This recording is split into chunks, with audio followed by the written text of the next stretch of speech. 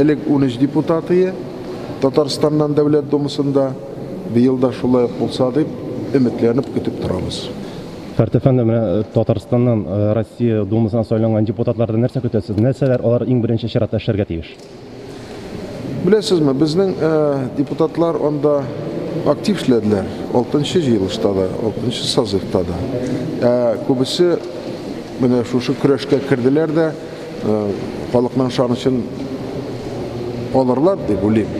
Димәк, алар депутатлыкның эшен белеп, җаваплылыгын сизеп, Мәскәүдә эшләүнең юлларын табып, республикага файда китерерләр дип уйлыйм мин. Менә алар шулай булса, бу беренче вазифалары булса, икенче вазифалары Татарстанда яшәүче халыкның, сайлаучыларының, аларның фикерләрен анда җиткергә тиеш булалар. Менә микрофоннан, Россия Дәүләт Думасы микрофоннан.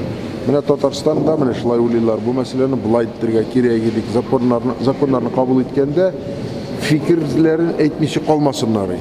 Без алар белән шулай иттереп сөйләшәбез. Димәк, алар актив булырлар дип ышанам.